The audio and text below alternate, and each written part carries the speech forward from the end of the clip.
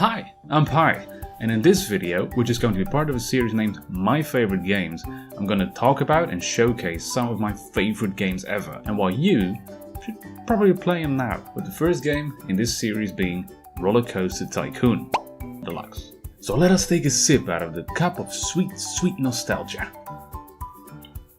It's really old.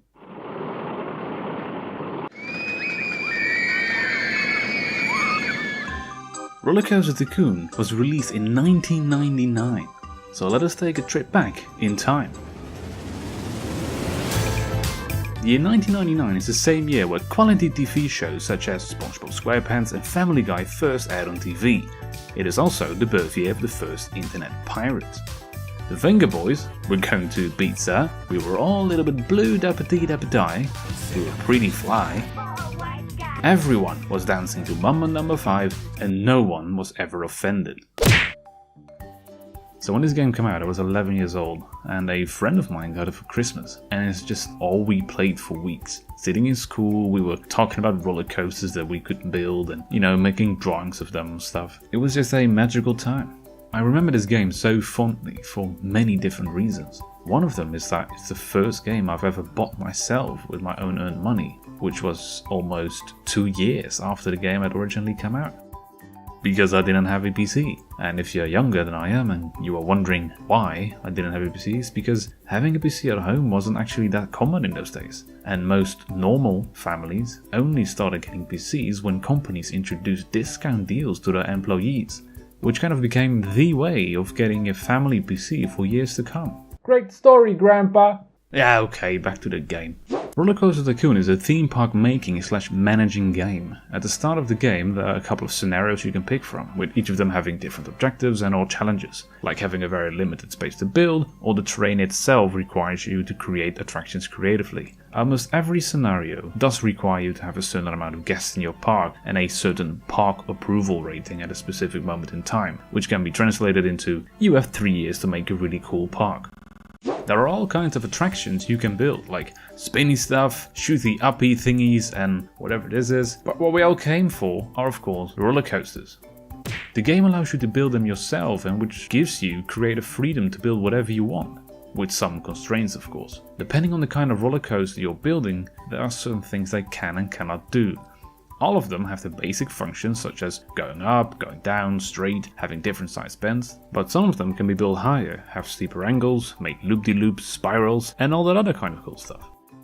When you finish building your masterpiece of a roller coaster, it's time to test it, to see if it works, and to see the resulting ratings you get for excitement, intensity, and nausea. Because that's the thing with RollerCoaster Tycoon, you get total freedom of creativity. But guests might not want to go on your roller coaster. Oh my god, that looks too intense for me! It looks way too intense! So total freedom of creativity within set and narrow boundaries.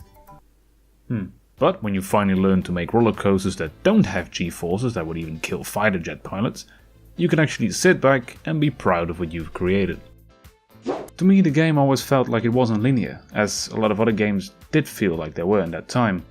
But most of all, I think the beauty of this game lies in the fact that two people doing the same scenario would end up having completely different looking parks. Playing the game when I was a child is completely different from playing it as an adult. Adult, a person who's fully grown, or developed.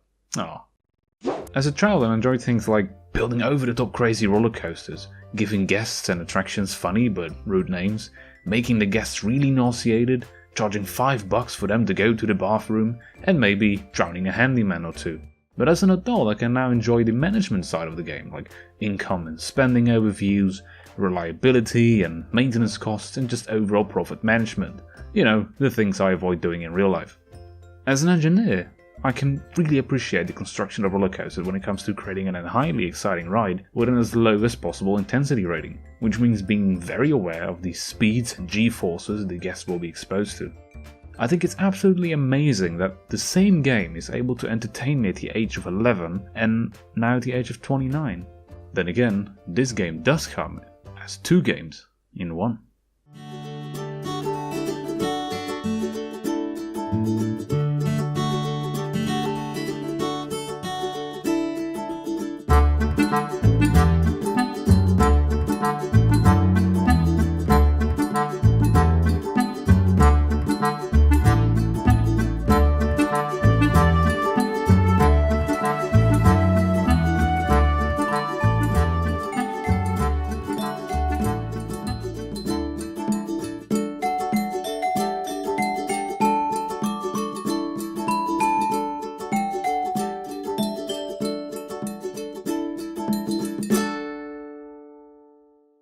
Overall, the game does feel a lot easier as an adult, because I am now more capable of analyzing the game, so I know what does and doesn't work and how to properly manage the different variables that determine success.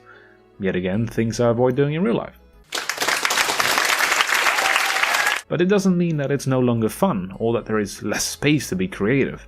I think the creativity comes out in a different way, like trying to figure out how to build something that is really cheap to make, that is a short ride, that is just barely exciting enough that people actually want it, and trying to find out what the absolute maximum extortionary amount of money is you can ask for it. But this game to me is more than just things you do in it. It's the feeling I get when I see the cheerful art style of the graphics. And because of its pixel style, it's kinda timeless, as you see many other games of the last couple of years adopting the pixel style once again. It's the music that has become so iconic over the years, where everyone who knows this game will instantly recognize it, and it will be stuck in your head for the rest of the day.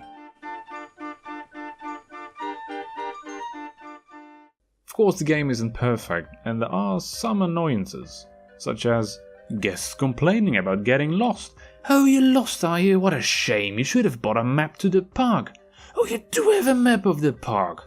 Well, maybe you should have used it then."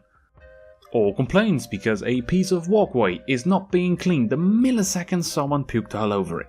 And don't get me started on the trees again. Or what about that? If you've met your goal halfway through the scenario, you now have to wait for hours for just time to pass. Well, looks fine to me. Might as well go AFK for a bit.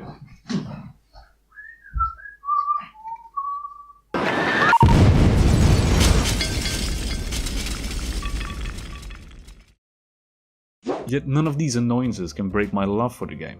So here's the list of all the small things that I love about RollerCoaster Tycoon. Clicking on ducks, popping balloons, stealing a guest's balloon, let go of the balloon, yes!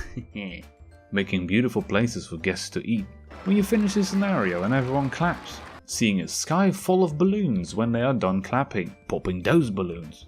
The fact that when it rains, umbrellas become more valuable than gold, putting on-ride photos on every ride regardless if it's going to be a good one, because money. And just plainly finishing scenario and getting the feeling you've actually accomplished something. I did it. I completed the scenario. This is going on my resume. There we go. Theme park owner manager. Nice. For all these reasons and many more, RollerCoaster Tycoon surely is one of my favorite games ever. What do you think of this game? Let me know in the comments below. While you're down there, maybe just subscribe a little bit. Maybe just, I don't know. In any case, thank you so much for watching. I've been Pi, and hopefully see you in the next video. Goodbye. Penis.